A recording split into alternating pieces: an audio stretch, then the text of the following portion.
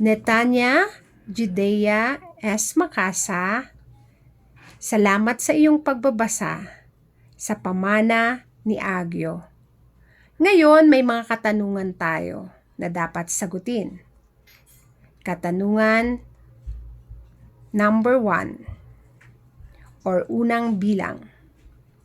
Ano ang pangalan ng bayan sa kwento? Ayunan. Very good. Sino-sino ang mga tinagurian na bayani sa kwento? Si Agyo, Kuyaso, at Panlak. Very good. Okay, magaling at mahusay si Judea. Susunod na na tanong, ilang kapatid meron si Agyo? 4. Okay, tama. Ngayon, magbigay ng isang tradisyon ng mga Ilyanon.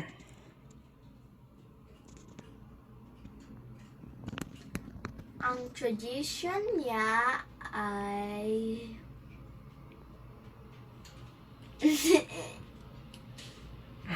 Kaya mo yan! Ayon sa kwento, ano ang tradisyon ng mga taga-Ilyanon?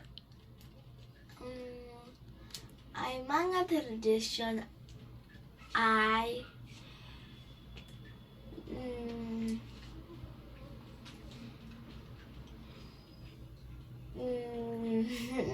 Okay, kung nahihirapan, if you are getting hard time in speaking in Filipino, pwede etong isalaysay sa English sa iyong salita. Sabi ang kwento, they traded the wax for their everyday needs naman. Okay, very good. Ngayon, nung dadalhin kay Datong Muro ang ipapalit na mga produkto o bagay, ano ang ginawa ni Datong Muro? Galit po siya. Yes, naggalit siya, tama. Okay? Ano ang sinabi ni Datong Muro? Hindi ang enough na butang ni Agyo. Okay, hindi daw sapat. Tama. Okay? Oh, by the way, sino ang nagdala ng mga ito? Ang kabayaran sa utang kay Datong Muro. Si Kuyaso at Panlak. Very good. Tama. Okay? Nung nagalit si Datong Muro, ano ang ginawa ni Kuyaso? Namatay ni Datong Moro. Or pinatay? Pinatay. Yeah, tama. Dahil nasaktan si Kuyaso. Very good. Tama. Ngayon, nangyari iyon. Ano ang mga sumusunod o sumunod na pangyayari? Si Banlak. Anong nangyari kay Banlak?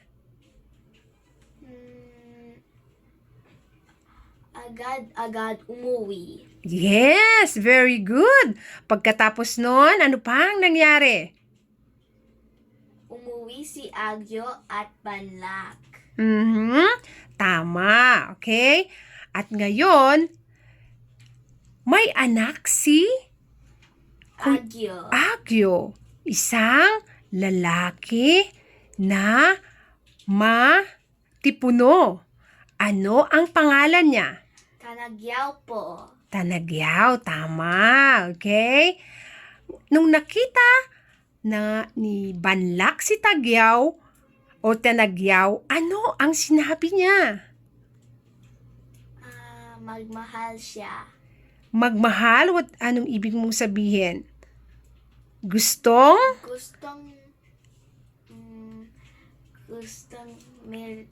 ipaasawa ni Tanagyaw. kay Tanagyaw. Okay, anak siya ni Sino Tita Nagyaw? Agyo.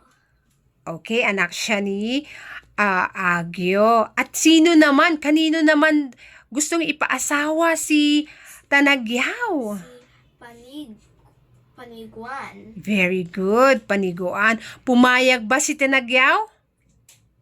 Sa first try, hindi. Hindi po. Hindi po. Very good. And then, hindi naglaon. Anong nangyari? Magmahal si Tanagyaw Yes. sa Paniguan. Kay Paniguan. Very good. Okay? Ngayon, nagtagumpay ba si Tanagwan na ipagtanggol ang kanyang bayan? Opo. Opo. Ano ang magandang asal or moral lesson na makukuha sa kwento? Natibay ang magmahal ng pamilya ni Agyo. Matibay ang pagmamahalan o samahan ng pamilya ni Agyo, kaya sila ay Natibay. matibay, okay? Ano pa?